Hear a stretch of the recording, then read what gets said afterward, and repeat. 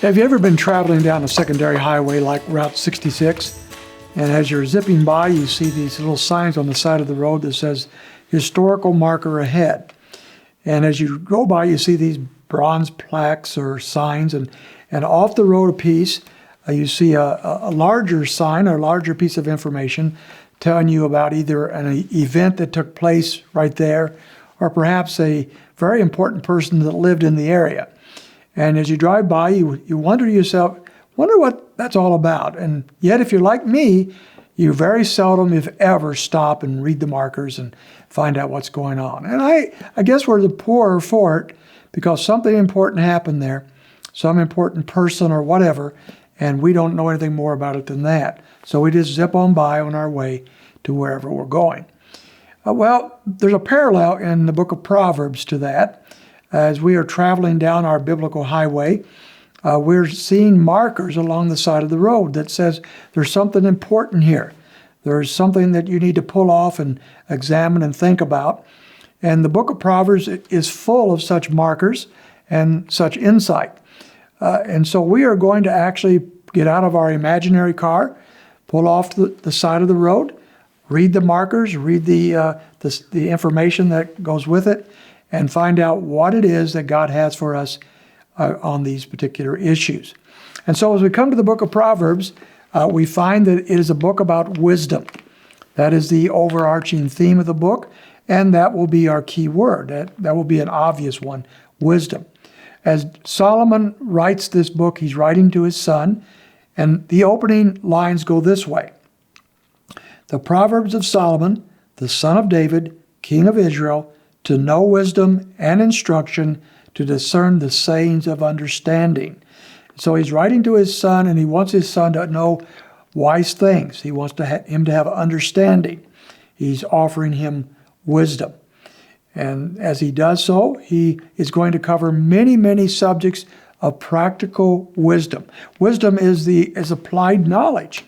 It's taking that which we know and applying it in a wise way to life. It's the art of living as God would have us live.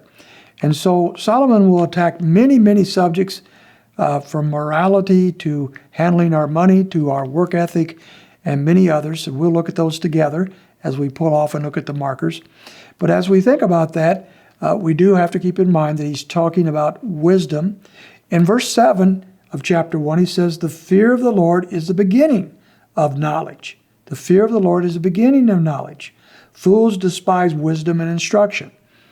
And so the fear of the Lord, he says, begins knowledge. In 9:10, he says the same thing, but he substitutes wisdom for knowledge there. The fear of the Lord is the beginning of wisdom. So we're going to use 9:10 as our key verse. And so that's an easy one to remember and to memorize. The fear of the Lord is the beginning of wisdom. Wisdom. Wisdom in life, wisdom to live as God wants us to live. As we will progress throughout the book, he's going to talk then about all these different ways in which he would have us live in a way that honors God. But it begins, he says, with the fear of the Lord. And so it's possible for an unsaved person, for example, to live wisely with their money. They're a good investor. They're wise with how they use it. And so they're wise in some sense with money. And yet, a biblical wisdom begins with the fear of the Lord. And so while you may be wise with your money, as far as God is concerned, you may live foolishly.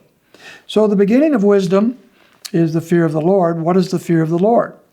Ryrie would define that in his study Bible as simply a reverence for God, an understanding of his greatness and of his majesty, an awe in which we honor him for all that he is and all that he, not as a being, but all that he does. And so if we're going to have the wisdom that God wants us to have, then it must begin with the understanding of who God is. The beginning of wisdom is the fear of the Lord. And so we start, if we were going to be wise people, we start with the understanding of who God is. We start with not only knowing who he is, but that we fall before him in worship and in honor and in fear in a biblical sense.